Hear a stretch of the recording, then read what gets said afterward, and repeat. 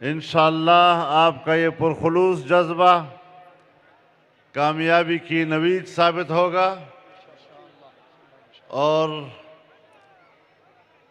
आप ये समझते हैं कि जमीयत उलमाए इस्लाम की सियासत एक नज़रियाती सियासत है और हम अगर सियासत करते हैं तो हमारी सियासत अंबिया किराम की सियासत है। उन्हीं से हमें वरासत में मिली है और हमारे उलमाए किराम ने बर्र सगीर में अंबिया किराम अलैहिमुस्सलाम की सियासत को फ़रोग़ दिया है, उसको तसलसल दिया है और आज भी वो नज़रिया पूरी क़ुव्वत के साथ अल्हम्दुलिल्लाह ज़िंदा है।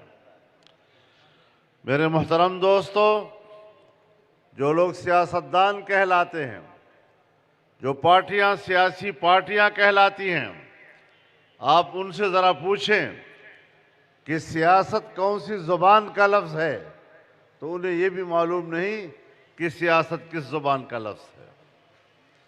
और बने बैठे हैं सियासतदान।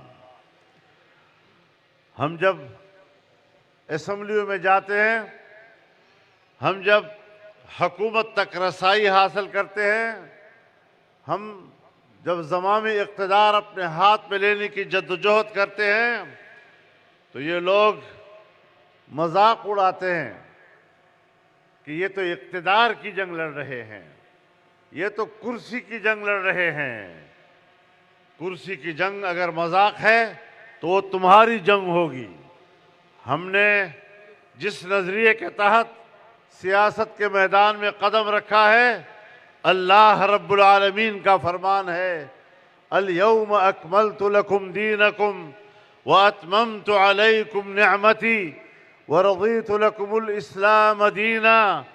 मैंने तुम्हारे लिए तुम्हारा दीन मुकम्मल कर दिया है।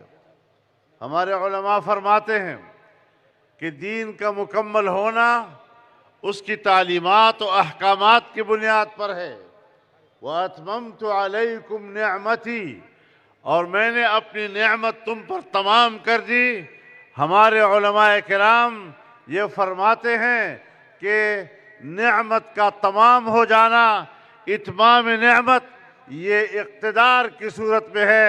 इस इस्लाम को जब इक़्तिदार हासिल होगा तो ये इस नेमत की सबसे बड़ी दलील होगी।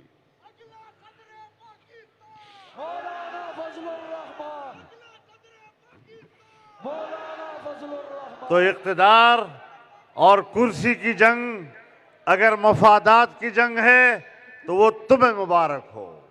अगर सियासत का माना ये है कि झूठ, धोखे और फ्रॉड से और चालाकियों से कुर्सी इक़्तिदार तक पहुंचा जाए, तो ये सियासत तुम्हें मुबारक हो। हमारी सियासत सदाकत की सियासत है, हमारी सियासत अंबिया की सियासत है। इक़्तिदार तक रसाई इस्लाम की फतह है और इंशाअल्लाह इस्लाम को इक़्तिदार की कुर्सी पर बिठाना हमारी मंजिल है और ये मंजिल हम हासिल करके रहेंगे। मेरे मोहतरम दोस्तों, पाकिस्तान के 75 साल हो गए, पौन सदी हमारी गुजर चुकी है। चौथी और पांचवी नस्ल इस वक्त पाकिस्तान में उठ रही है। मैं पूछना चाहता हूं कि जिस ला इलाहा इल्लल्लाह के कलमे के नाम पर हमने ये वतन अजीज हासिल किया था, क्या हमने इस कलमे का हक अदा किया है?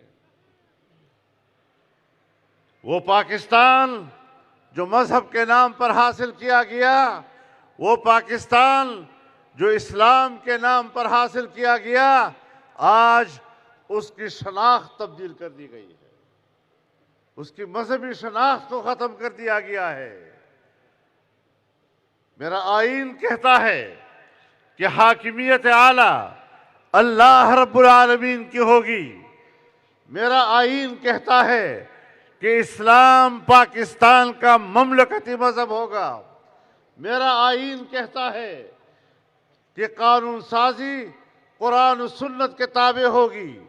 मेरा आईन कहता है कि कुरान और सुन्नत के मुनाफी कोई कानून साजी नहीं होगी।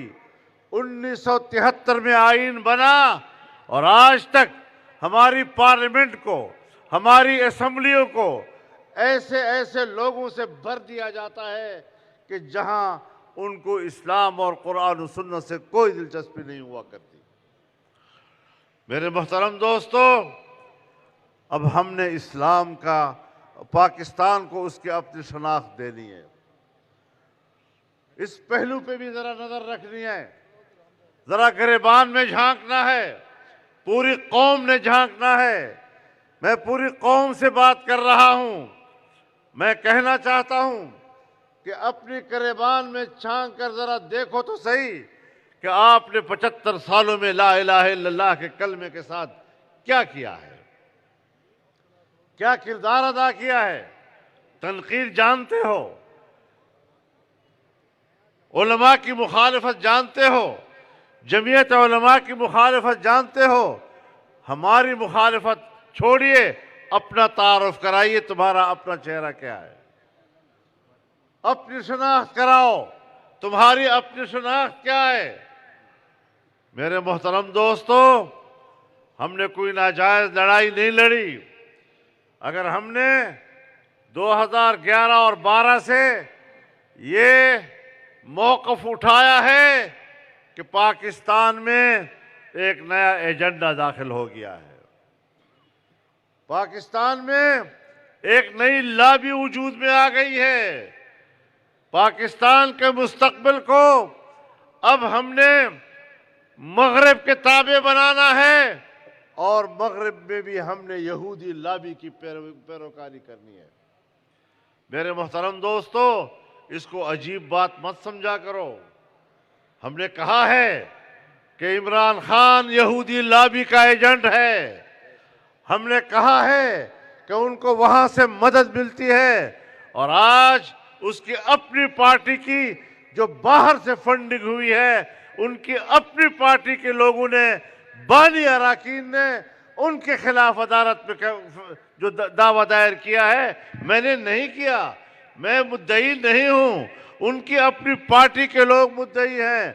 और अब रिपोर्टें आ रही हैं कि इस्राइल की जो जासूसी इदारा मूसाद है, 29 लाख डॉलर से ज्यादा का पैसा उन्हें इस्राइल से मिला है। शेम। कोई शर्म आती है इन लोगों को या नहीं? कोई कौमी गैरत और हया है वहां पर या नहीं? और हिंदुस्तान के जासूस इदारा रा की तरफ से क्या उनको फंड नहीं मिले हैं? इस्राइल और हिंदुस्तान की फंड से तुम पाकिस्तान में पार्टी बना रहे हो, जमात बना रहे हो और कहते हो रियासत मदीना बना रहा हूं। तुम्हारी मुनाफिकत को हम नहीं समझते और हम बबांग दोहल कहते हैं कि तुम्हारे झूठ को, तुम्हारे फ्रॉड को, तुम्हारी मुनाफिकत को हमने तश्तज़बाम किया है, हमने आपका ताक़ुब किया है, यहां तक किया है कि आज तुम किस मकाफात अमल के पहुंच गए हो।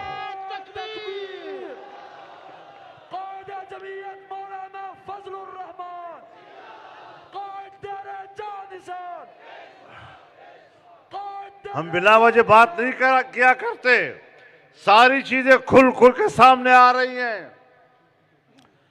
मैंने तो 2012 में बात की है, 1997 में डॉक्टर इसरार ने यह बात की है, 1996 में हकीम सईद दहलवी ने किताब लिखी है जिसमें उन्होंने कहा है कि यहूदियों ने एक एजेंट तैयार करके पाकिस्तान की हुकूमत के लिए तैयार किया हुआ है। मैंने तो बहुत बाद में बात की है, बहुत दानिश्वरों ने पहले ये बातें की हैं, लेकिन याद रखो पाकिस्तान की आज़ादी की बात हम करेंगे। बर्र-ए-सग़ीर की आज़ादी की तारीख मेरी है, तुम्हारे लोगों की नहीं है। तुम बात करते हो आजादी की, अगर तुम आजादी की बात करते हो तो फिर गुलामी की अलामत कौन है?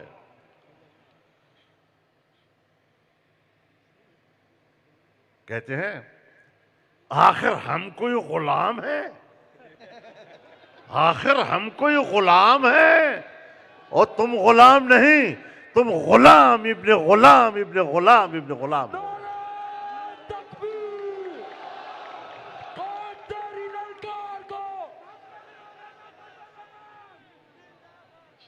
रियासत मदीना की बात करते हो, तुम्हें पता भी है रियासत मदीना होता क्या है? तुम्हें तो खातमुन नबीयीन का लफ्ज भी नहीं आता, रूहानियत के लफ्ज को रऊनत पढ़ते हो, वुजू करने का तरीका भी नहीं आता, जनाजा तो किसी मुसलमान का आज तक तुमने पढ़ा भी नहीं है। किस चीज की दीन की बात करते हो? कहते हैं कानून की नजर में सब बराबर होंगे। तो अगर कानून की नजर में सब बराबर होंगे, इसका माना है रियासत मदीना। तो रसूलुल्लाह सल्लल्लाहु अलैहि वसल्लम ने जो रियासत मदीना में अपना आखिरी हुक्म जारी किया, फरमाया अखरिजुल यहूद मिन जजीरतिल अरब, यहूदियों को जजीरे अरब से बाहर निकाल दो। रसूलुल्लाह ने यहूदियों को जजीरे अरब से बाहर निकाला, और आज तुम पाकिस्तान में इसलिए भेजे गए, तुम्हें इख्तिदार इसलिए दिया गया कि तुम इसराइल को तस्लीम करवाओ, और अरब दुनिया की सीने में इसराइल जो खंजर की तरह घोंप दिया गया है, उसको पाकिस्तान से तस्लीम कराने के एजेंडे पर तुम आए थे। तुमने हमारे पूरी जितने भी टीवी चैनल्स थे उस पर लोगों को बिठाया, दानिशोरों के नाम से बिठाया, फलसफे झाड़ते रहे कि जनाब इसराइल को तस्लीम करना नागुज़ीर है, पाकिस्तान के मफाद में है, हमारी मईशत बेहतर हो जाएगी। और मैं आपको बताना चाहता हूं कि इसको हमने चैलेंज किया, और मैंने कराची में जाकर मिलियन मार्च किया और उनकी ज़बानें खामोश की, और आज तक उनकी ज़बानें खामोश है। मेरे मोहतरम दोस्तों, जब 2013 में यहां सूबा खैबर पख्तूनख्वा में इनकी हुकूमत बनाई गई, तो मेरे पास वफद आया, बड़े लोगों का वफद, और मेरे साथ 3 मीटिंगें की। और जब मैंने उनके साथ इत्तेफाक नहीं किया तो मुझे कहा गया कि मौलाना आप हमारी बात नहीं मान रहे, ये बात सुन लें कि वो एजेंट भी है और मगरबी तहजीब का नुमाइंदा भी है, लेकिन ये इसलिए हमने किया है कि अगर पाकिस्तान को पैसा चाहिए तो पैसा फिर यहूदियों के पास है, मईशत पर कब्जा उनका है, हमें उनके ताबे चलना पड़ेगा। और फिर मुझे कहा गया कि अगर हमने नौजवानों को तब्दील किया है और कहा कि पश्तूनख्वा में, पश्तून बेल्ट में मजहब की जड़ें गहरी हैं, इन गहरी जड़ों को उखेड़ना, उसके लिए इमरान खान से ज्यादा मुनासिब आदमी हमारे पास नहीं था। उनके अखलाक को तब्दील करना, मगरबी तहजीब के ताबे बनाना। और मुझे कहा उन्होंने कि अगर हमें मगरब से पैसा आएगा तो इस्लामी तहजीब को पैसा नहीं मिलेगा, मगरबी तहजीब को पैसा मिलेगा। इसलिए हम यहाँ इस सूबे के पश्तून बेल्ट की तहजीब को तब्दील करने का फैसला किया है। और यहाँ तक मुझे कहा कि मौलाना पैसा आएगा, अब बहुत बड़ा पैसा आएगा, गली कूचों तक पहुँचेगा और तुम्हारी मस्जिद तक भी पहुँचेगा, तुम्हारे खतीब तक भी पहुँचेगा, तुम्हारे इमाम तक भी पहुँचेगा, तुम्हारे मौलवी तक पहुँचेगा। और फजलुर रहमान, अगर हमारी बात नहीं मानोगे तुम तन्हा रह जाओगे, तुम्हारा मौलवी भी तेरे साथ नहीं होगा। मैंने उस चैलेंज को कबूल किया। मैंने कहा अल्लाह की मदद चाहिए, मैं इस तरह कंप्रोमाइज नहीं कर सकता, मैं इस पर समझौता नहीं कर सकता। आज आप देख रहे हैं ना, मेरे साथ कोई मौलवी नहीं है, मेरे साथ कोई मस्जिद भी नहीं है, कोई खतीब भी नहीं है मेरे साथ। तो हमने हज़रत लड़ाई लड़ी है, जंग लड़ी है, और अल्हम्दुलिल्लाह हमने वो जंग जीती है। इसराइल के एजेंडे को हमने शिकस्त दी है, अमेरिका के एजेंडे को हमने शिकस्त दी है। और अमेरिका जब अफगानिस्तान में दाखिल हुआ तो आपको मालूम है कि सारी दुनिया झुक गई थी और तालिबान को कह रहे थे कि ये तो दहशतगर्द है, इनके करीब मत जाओ, इनके साथ कोई सलाम कलाम करेगा वो भी दहशतगर्द हो जाएगा, ब्लैक लिस्ट हो जाएगा। तो सारी दुनिया जब झुक गई और कोई भी उसकी तरफ करीब होने को तैयार नहीं था, तो एक जमीयत उलमा थी जिसने ऐलान कर दिया कि हम अमेरिका के अफगानिस्तान पर हमले को जारहियत करार देते हैं और अमारत इस्लामी अफगानिस्तान को दिफा का हक देते हैं। हम 20 साल उनके साथ खड़े रहे, 20 साल हमने वो मौक़िफ़ लिया। फिर यहाँ पर लोगों ने बातें शुरू की, जब पता चला कि काम नहीं बन रहा, इन्होंने भी तालिबान की बातें शुरू कर दी।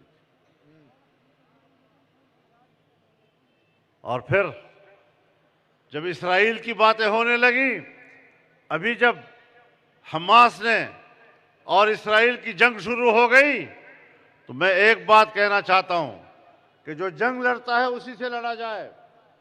अगर हमास जंग लड़ रहा है तो हमास से जंग करना ठीक है, अगर इसराइल लड़ता है भला लड़े, लेकिन आम शहरियों पर बमबारी करना। और इस वक्त अगर कोई कोई 100 दिन या 120 दिन हो गए, इन दिनों में 25 या 26 हजार फिलिस्तीनी शहीद हो चुके हैं, जिसमें 70% बच्चे और खवातीन हैं। अमेरिका हिमायत कर रहा है, यूरोप हिमायत कर रहा है। मैं अमेरिका और यूरोप से पूछना चाहता हूं कि तुम जो दुनिया में इंसानी हुकूक की बात करते हो, कहां है तुम्हारे वो इंसानी हुकूक?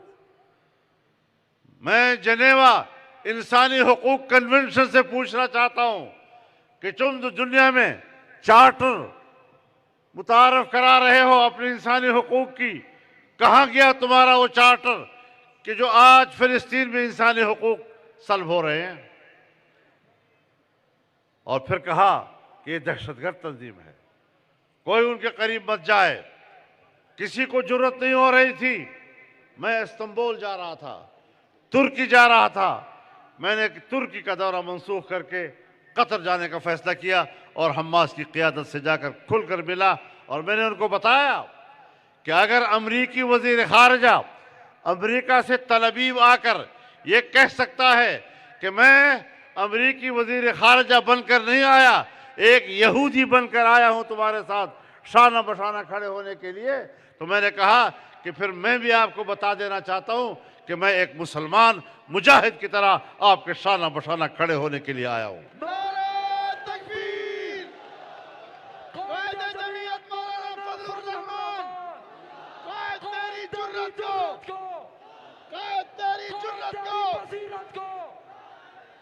मेरे मोहतरम दोस्तों,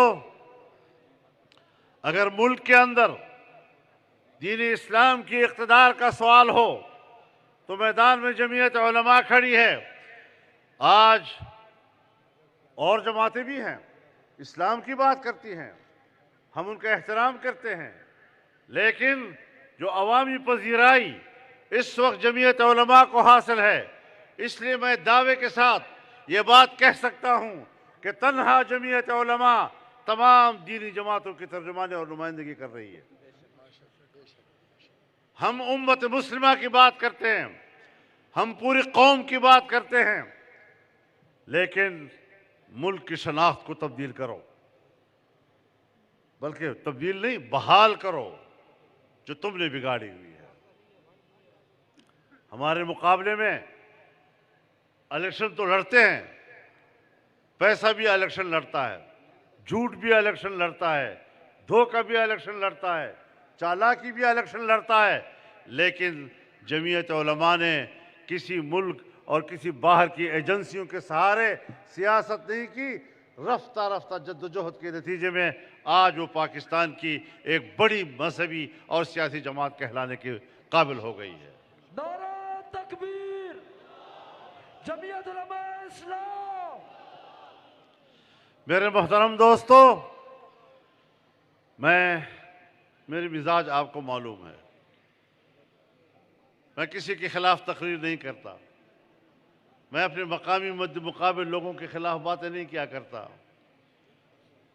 इलेक्शन लड़ने का हक है, सबको हासिल है, भला इलेक्शन लड़ते रहें। लेकिन मैं ये शऊर जरूर देना चाहता हूं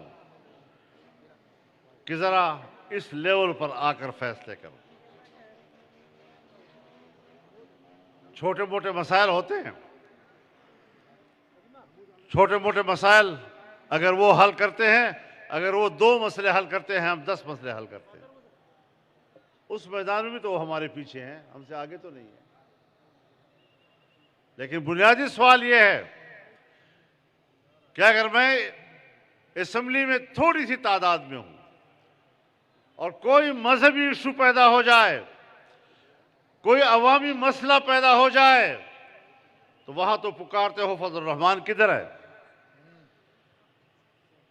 लेकिन जब मैं आज जमीयत उलमा के लिए आपसे वोट मांग रहा हूं, तो फिर मुस्तहिक दूसरा बन जाता है।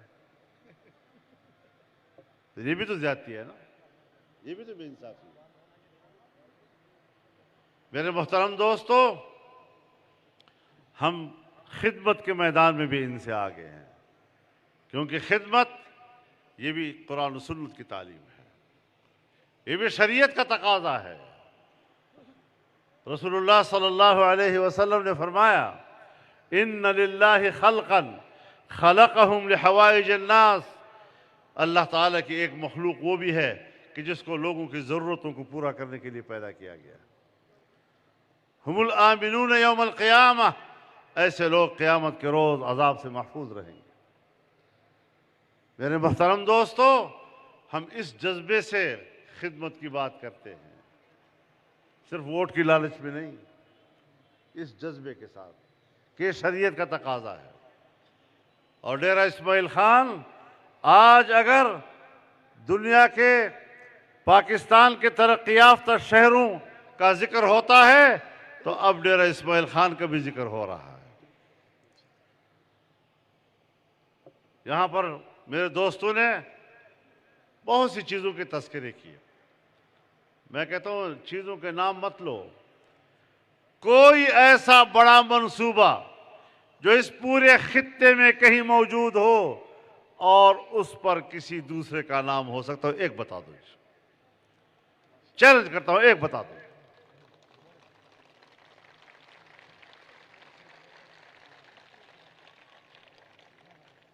खित्ते को तरक्की देना, इलाके को तरक्की देना, दूसरी दुनिया के बराबर में इनको लाना, इसमें अगर किरदार है, अव्वल ता आखिर जमीयत उलमा का किरदार है।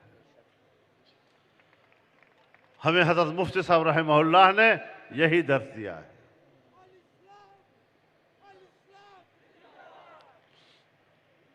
तो मेरे मोहतरम दोस्तों, मैं आपके सामने पुरानी बातें अब नहीं गिनना चाहता हूं, सब आपको मालूम है। आप कोई दूर के लोग नहीं हैं, मकामी लोग।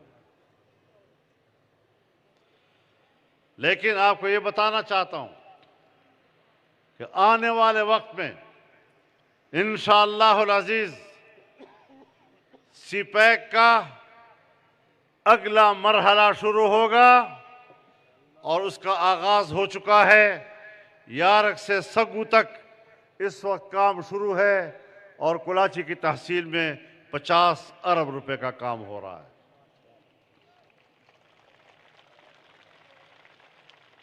और इंशाअल्लाह ये आगे जाएगा, बलूचिस्तान तक जाएगा और गवादर तक पहुंचेगा। काशगर से लेकर गवादर तक ये गुजरगाह आपके डेरा इस्माइल खान से गुजर रहा है और इंशाअल्लाह पूरी दुनिया की तिजारत उसके गुजरगाह आप लोग होंगे। इंशाअल्लाह गुज़श्ता इमरानी हुकूमत में जिस तरह तमाम बड़े मंसूबे रोक दिए गए, सीपैक रोक दिया गया, मेगा प्रोजेक्ट्स रोक दिए गए, चीन के एतमाद को ख़राब किया गया, सऊदी अरब के एतमाद को ख़राब किया गया, अमारात के एतमाद को ख़राब किया गया, पाकिस्तान के वो दोस्त जो पाकिस्तान में सरमायाकारी करना चाहते थे, सबके एतमाद को खराब किया। सब ने अपनी सरमायाकारी छोड़ दी। इंशाअल्लाह उनके एतमाद को बहाल करके पाकिस्तान में दोबारा वो माहौल पैदा किया जाएगा कि जिसमें बाहर की दुनिया आकर पाकिस्तान में सरमायाकारी करे। नारे तकबीर, जमीयत उलमा इस्लाम, कायदे जमीयत मौलाना फजलुर रहमान।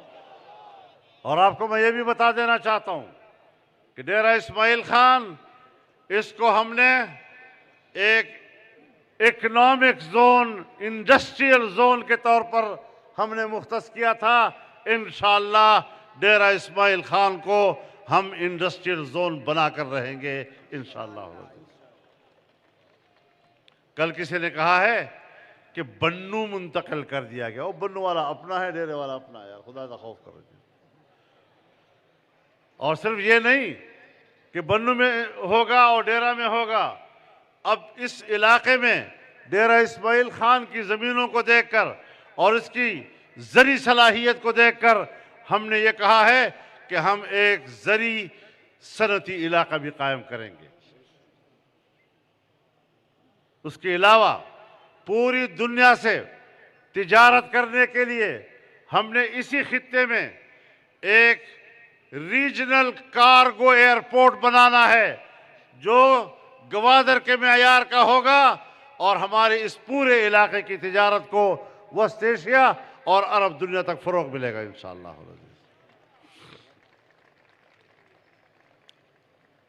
असेंबली ने मुफ्ती महमूद एयरपोर्ट के नाम से उसकी मंजूरी भी दे दी।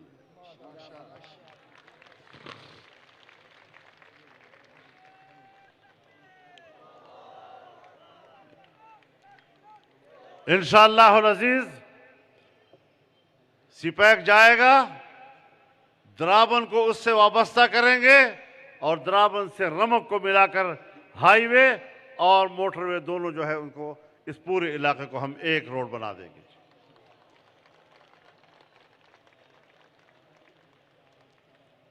सीआरबीसी लिफ्ट कैनाल की मंजूरी हो चुकी है। अगर इनकी हुकूमत बीच में ना आती तो अब तक आप देख रहे होते कि लिफ्ट कैनाल जो है वो काम शुरू कर चुका होता। लेकिन इंशाअल्लाह अज़ीज़ आप मुतमईन रहें, हमारे एजेंडे में है और अगर हमें इक़्तिदार मिलता है तो ये लिफ्ट कैनाल इस डेरे का हक है और इसको मिलकर रहेगा इंशाअल्लाह। नारे तकबीर, मुस्तक़बिल का हुक्मरान मौलाना फजलुर रहमान। हमने 1.5 साल हुकूमत के अंदर टांग जाम की मंजूरी भी ले ली थी, लेकिन टांग जाम से आगे मैं 3 डैम जो छोटे डैम हैं, चौदवान डैम, द्राबन डैम और नवाब हैदर डैम, इंशाअल्लाह ये जाम भी पूरे किए जाएंगे इंशाअल्लाह। हमने यारक से जब आप इंटरचेंज से उतरेंगे तो इस इंटरचेंज से उतरकर एक रोड यारक से पहाड़पुर की तरफ जाएगा और दूसरे यारक से जटातर के इलाके से होते हुए टांग की तरफ जाएगा। इस इलाके को एक दूसरे से हम वाबस्ता कर देंगे। डेरा बाईपास पे काम हो रहा है, लेकिन इसको तवसीह दी जाएगी और इसे चश्मा रोड के साथ वाबस्ता किया जाएगा। ये फैसले हो चुके हैं, ये ऐसे नहीं है कि मैं आपसे, ये हो चुके हैं। इसी तरीके से अब्दुल खैल से ढक्की और ढक्की से कलूर कोट, इस रोड का फैसला हो चुका है और इंशाअल्लाह इस सिपैक को हम पंजाब से मिलाएंगे। आपको पता है कि हमारे गरीब लोग मजदूरी के लिए पंजाब जाते हैं, कटाई के लिए पंजाब जाते हैं, उनके पास रास्ता नहीं है। इंशाअल्लाह एक बाकायदा बहुत बड़ा रोड एक नए पुल के साथ कलूर कोट की तरफ आपकी रसाई मुमकिन हो सकेगी। तेरी बसीरत को, तेरी बसीरत को। जब से इनके हाथ में इक़्तिदार आया है, आपका सीआरबीसी कैनाल तबाह हो बर्बाद हो गया, टूट फूट का शिकार हो गया, मट्टी से भर गया। 5000 क्यूसेक पानी का ये कैनाल, उसमें मुश्किल से कोई 3000 क्यूसेक पानी आ रहा है और जिससे हमारे तौसे के इलाके के हुकूक बर्बाद हो रहे हैं, तो इसकी भी इंशाअल्लाह तामीर नौ की जाएगी। पेजू से टांग रोड पर काम फिलहाल शुरू है और जा रहा है आगे।